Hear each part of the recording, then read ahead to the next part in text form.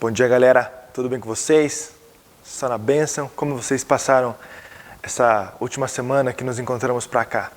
Espero que esteja tudo bem com vocês, que Deus tenha abençoado, que tenha continuado um tempo de estudo, que você tenha provado mais do Senhor. Vamos orar para nós iniciarmos a nossa aula hoje? Senhor Deus, em nome de Jesus, nós oramos ao Senhor gratos, porque o Senhor é nosso Deus, dependemos do Senhor somente e totalmente.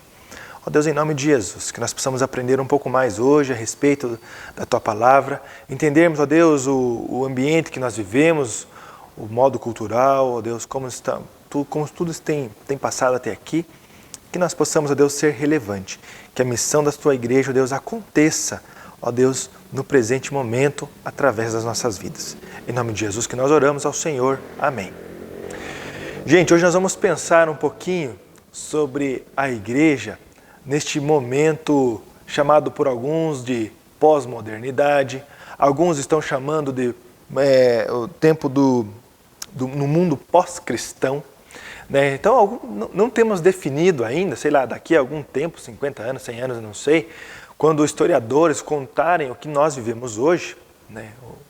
Com certeza será contado, esse ano de 2020 está bem conturbado, muita coisa acontecendo, será dado um nome então mais específico, mas alguns estudiosos, alguns analistas já têm chamado de pós-modernidade, pós-cristão, e é neste ambiente, com certeza hostil, que a Igreja do Senhor caminha, que a Igreja do Senhor vem provando mais dele, que a Igreja do Senhor vem sendo usada como agente de transformação, como nós já vimos em algumas aulas, e nós vamos pensar um pouquinho mais a respeito da missão da Igreja. Então eu convido a nós abrirmos a Palavra do Senhor no Salmo número 53, acompanhe comigo, Salmo 53, a partir do versículo 1, diz assim: Diz o insensato no seu coração, não há Deus, corrompem-se e praticam a iniquidade, já não há quem faça o bem.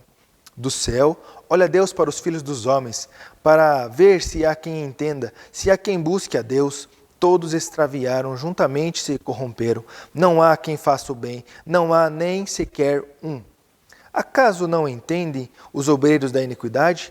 Esses que devoram o meu povo, como quem come pão? Eles não invocam a Deus. Tomam-se de grande pavor, onde não há a quem temer. Porque Deus dispersa os ossos daquele que te sitia. Tu os envergonhas, porque Deus os rejeita. Quem me dera que de Sião viesse já o livramento de Israel. Quando Deus restaurar a sorte do seu povo, então exultará Jacó, e Israel se alegrará. A palavra do Senhor nos chama atenção para o modo de vida. O salmista fala a respeito da iniquidade, né, do iníquo, aquele que não conhece o Senhor. E nossa sociedade ainda é assim. Desde o tempo do Salmo, quando foi escrito, até hoje, a sociedade continua sendo a mesma. Os pecadores continuam sendo os mesmos. O modo de vida de quem não conhece o Senhor, não teme ao Senhor, continua sendo o mesmo. Por isso, tão rica é a palavra do Senhor. Ela se aplica sempre às nossas vidas. E é interessante nós pensarmos um pouco disso. Secularismo. O que é o secularismo? Alguns chamam de secular, aonde não está Deus. O secularismo é uma atitude de viver sem Deus. Também é entendido como a separação entre o Estado e a religião. Isso é o secularismo. E também existe, de certa forma, uma divisão entre sociedade secularizada e manifestações religiosas, que ao mesmo tempo que aumenta, né, o secularismo, aumenta o ambiente hostil, onde é falado que o homem não precisa de Deus, que o homem vive muito bem sem Deus, ao mesmo tempo as manifestações religiosas, a manifestação do povo de Deus também ainda continua acontecendo. Né? Então nós não estamos vivendo uma época onde somente uma coisa é imposta, mas é uma época onde muitas coisas acontecem ao mesmo tempo. Mas, como a palavra nos adverte, há sempre os iníquos, aqueles que não conhecem o Senhor, aqueles que ridicularizam os que têm fé no Senhor, que menosprezam, que desprezam a volta de Jesus. Uma vez eu estava numa sala de espera e estava demorando um pouco para ser atendido, para acontecer o que precisava acontecer. E então um homem indignado lá dentro do salão, ele fala assim: tá louco? Esse negócio aqui tá demorando mais que salvação de crente. Aí todo mundo que estava naquela sala deu risada e achou engraçado, né? Porque muitos veem como uma demora e então a comparação para ele foi justa, dizendo que nunca aconteceria. E para nós cristãos, é certeza, Jesus vai voltar. A nossa vida é ansiando a volta de Jesus. Para quem é secularizado, isso é somente uma cultura. Pessoas que vivem com um modo, uma esperança num porvir, mas que demora tanto que talvez nunca vai acontecer ou não vai, acredito que não vai acontecer mesmo. Essa secularização é o entendimento de que o homem não precisa de Deus. E até mesmo nós temos, né, no linguajar gospel essa vida secular e a vida cristã. A secular nós entendemos como o trabalho que nós temos lá fora na igreja, como o lugar que nós estudamos. E a vida cristã é a vida onde nós estamos com o povo de Deus, estamos aqui na igreja trabalhando, estamos, na verdade, perante Deus, nem mesmo essa divisão existe. Porque o cristão, ele é um agente de transformação, como nós vimos já nas aulas anteriores, aonde quer que ele esteja. E isso também depende, como nós vimos na última aula, do modo de vida cristão. Se é um cristão nominal ou se é um cristão verdadeiro. O cristão verdadeiro, ele leva uma vida cristã aonde ele passa. Aonde ele está, Deus está com ele. Ele é um agente de transformação. O cristão nominal, ele entende assim mesmo. Eu vou me comportar de forma diferente conforme o ambiente que eu estiver. Quando eu estiver num ambiente onde Deus não é adorado, onde Deus não é temido, eu vou me comportar de uma forma. A minha forma de falar, a minha linguagem será mais de baixo calão. Mas quando eu estou no meio dos crentes, então eu preciso vestir uma roupa cristã, então eu vou usar o linguajar gospel, eu vou falar, eu vou utilizar palavras polidas, eu vou falar aquilo. Gente, não tem essa separação. O cristão, ele vive em todos os ambientes da mesma forma. Mas alguns estudiosos vão falar que nós estamos vivendo numa era secularizada, ou no mundo pós-cristão. E é nesse ambiente que a missão da igreja vai acontecer. E é nesse ambiente de hostilidade que a missão da igreja tem que acontecer. É por isso a importância de não nos amoldarmos, mas de sermos diferentes. O Evangelho é contra a cultura. O Evangelho sempre foi contra a cultura. Ele não vai de acordo com o pensamento comum, mas ele vai de acordo com a vontade de Deus, porque o pensamento comum, ele vai sempre atender às necessidades carnais. Mas o entendimento da vontade de Deus é visando os frutos do Espírito, é buscando viver para a glória de Deus. É diferente o modo de vida. Pensando a respeito um pouquinho, então esse salmo vai falar o quê? É um lamento quanto à corrupção generalizada da sociedade.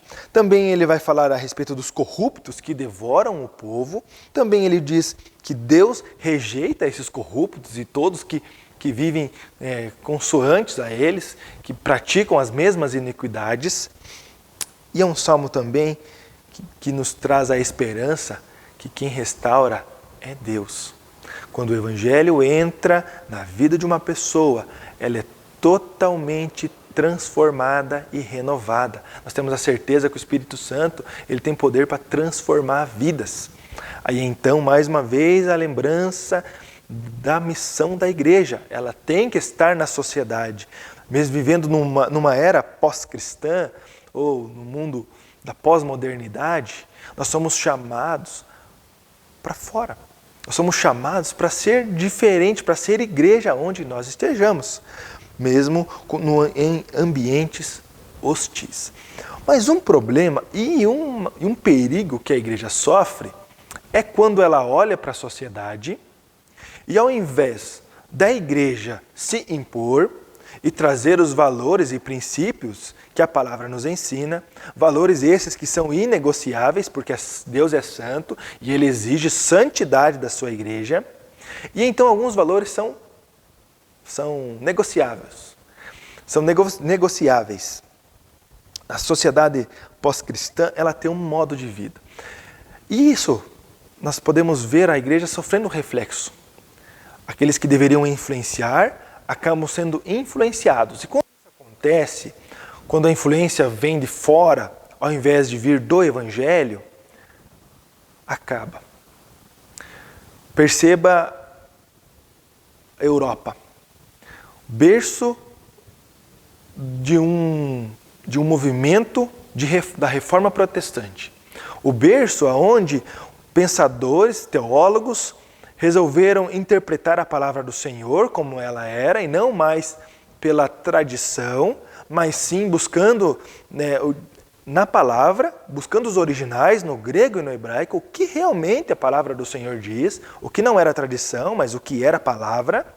E então esses homens provam de um avivamento, porque a palavra do Senhor é explicada como ela é, e então pessoas se convertem, e então a sociedade é transformada, e então começa a acontecer um movimento da Reforma Protestante, onde a igreja cresce, popularizando a palavra de Deus, que era vedada ao clero, agora é traduzida na língua materna de todas as pessoas.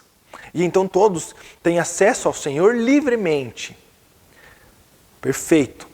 Era o que precisava acontecer. Mas, mais uma vez, o homem não soube aproveitar essa liberdade. E então usaram dessa liberdade para se amoldar, para buscar um pouquinho de fora, para alcançar aqueles que estão lá fora, não expondo o evangelho que transforma a vida de quem está lá fora, mas buscando-o lá fora, sendo como os de fora. Perceba que tem diferença nisso. O avivamento, nós já falamos a respeito disso, o avivamento acontece quando há arrependimento.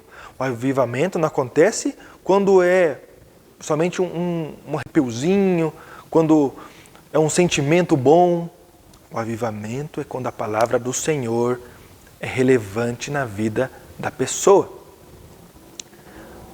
A igreja do Senhor é chamada para pregar o verdadeiro evangelho. Mas nós, hoje, o berço do protestantismo, o berço está precisando ser evangelizado novamente. Grandes igrejas, grandes templos construídos, que foram dando espaço ao liberalismo, negociando valores e princípios cristãos, negociando a fé, hoje estão fechados porque fecharam sem ninguém dentro. Acabaram as igrejas. Hoje, grandes igrejas estão se tornando restaurantes, bares, teatro, cinema, porque a igreja perdeu a relevância. A igreja deixou de alcançar o de fora, pregando o evangelho de Jesus Cristo, e então começou a se amoldar, trazendo valores e princípios de fora. E isso vai corrompendo. Deus é santo e Ele exige que os seus sejam santos. A palavra do Senhor entrou no Brasil por meio de alguns missionários, entre eles Simonton, vindo dos Estados Unidos. Também nós podemos falar que nós, hoje, cristãos reformados, temos grande influência, porque missionários americanos chegaram até aqui e nos ensinaram a ler a palavra do Senhor, nos ensinaram a interpretar. Foi traduzido para o português a palavra do Senhor. Nós tivemos também livre acesso, mas até mesmo lá onde é o berço do evangelicalismo brasileiro, também está se corrompendo. Nós temos relatos de igrejas praticando coisas abomináveis, segundo a palavra do Senhor, mas que estão cheias, porque pessoas não estão buscando ser igual a Jesus, não estão buscando a transformação por meio do Evangelho, mas estão buscando ser agradadas. O Evangelho não é para agradar ninguém. E isso é um perigo dessa pós-modernidade, desse secularismo que invade, porque igrejas vêm esfriando na fé. A ridicularização nessa era que nós vivemos traz medo a algumas pessoas. E então não é falado o evangelho como ele é. A santidade de Deus não é pregada. O modo como a palavra de Deus nos ensina a viver não é mais vivido. Então vai sendo negociado valores, vai sendo negociado princípios, por medo, por desejos, por diversas formas. Mas nós somos lembrados de não buscar os nossos interesses, não buscar atender a nossa vontade, mas sim exercer os frutos do Espírito Santo. Não agir de acordo com a carne, mas de acordo com a palavra do Senhor.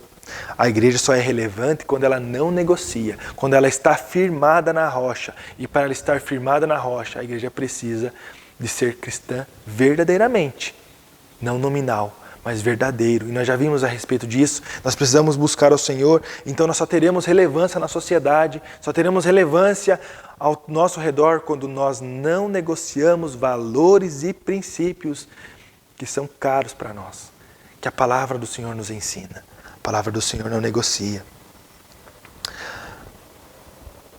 Hoje está sendo visto a religião como uma cultura, mas religião não é cultura. Religião não é religiosidade. Quando nós dizemos que nós somos cristãos, é porque nós temos fé. Mas é uma fé prática. Não é uma teoria, não é somente uma falácia, mas é um modo de vida. Alguns nos interpretam somente como uma cultura. Outro perigo também desse tempo de secularização são pregações humanistas. Pregações que ao invés de pregar a palavra do Senhor, ao invés de pregar o arrependimento, ao invés de confrontar pecado, são pregações que agradam a ouvidos. Isso também a igreja tem que tomar cuidado. E também é nosso discurso. Nós não negociarmos para tentar agradar aos nossos amigos, aqueles a quem nós conhecemos, mas pregar Jesus Cristo como o Senhor e Salvador, que todos nós estávamos caídos, estávamos corrompidos por conta do pecado, e agora em Jesus Cristo nós temos nova vida. Quando nós confessamos os nossos pecados ao Senhor, entregamos as nossas vidas. A pregação simples, queridos, isso não está acontecendo mais. A igreja do Senhor é chamada para não negociar. Pregações cristocêntricas. A vida do cristão ser cristocêntrica, com Jesus no centro. Não nós mesmos, não a nossa vontade. Sinais de secularização estão presentes, queridos. E nós somos chamados a sermos diferentes. É interessante alguns sinais de secularização na igreja. A primeira dela nós já falamos, quando tira Jesus do centro. Pregações que tendem a satisfazer as emoções humanas. Seja feliz. Deus tem um sonho para você. Você é especial. Claro que é verdade, Deus tem um sonho de você especial, mas esse não é o centro. O centro é nós negarmos a nós mesmos e seguirmos a Jesus Cristo. É negar o velho eu e assumir a minha nova identidade em Cristo. O confronto do pecado. Não é mais falado de pecado em muitas igrejas. Não é mais incentivado o abandono do pecado. Mas é falado assim, não, Deus te ama.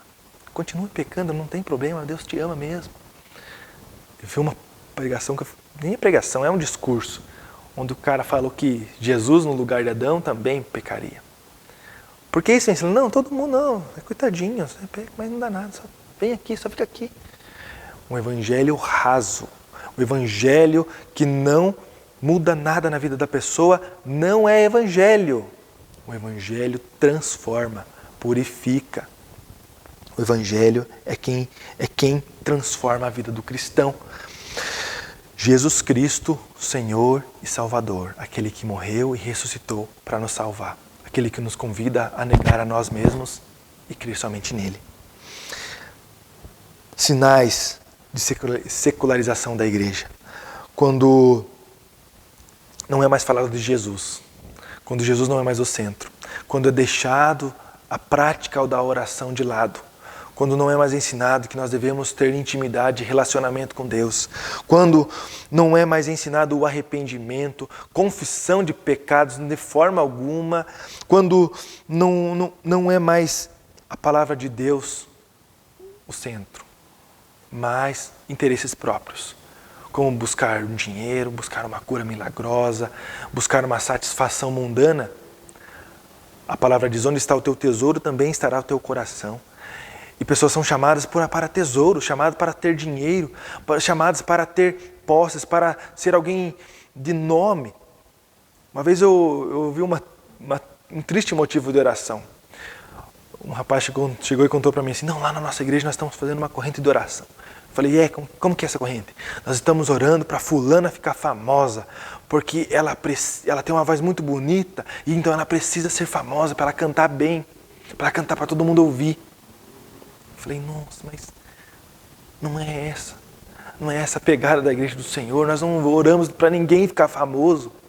Nós oramos para que a igreja do Senhor seja relevante na sociedade, para que o evangelho impacte, para que se a igreja for tirada de onde ela está, ela faça falta, que a igreja seja relevante para a sociedade. Quando interesses pessoais tomam frente, é quando uma igreja está sendo secularizada. Hoje nós vemos algumas igrejas se obrigando a adquirir um formato, cor específica, púlpito específico, linguagem específica. Mas é deixado de lado que o poder é do Senhor, o convencimento é do poder do Espírito Santo. Nós somos convidados a pregar o Evangelho, pregar o arrependimento, pregar a confissão de pecado, ser relevante na sociedade que nós estamos. E esse é um desafio da igreja, comunicar o Evangelho nessa cultura, sem se amoldar à cultura, sem se corromper pela cultura, mas ser contra a cultura.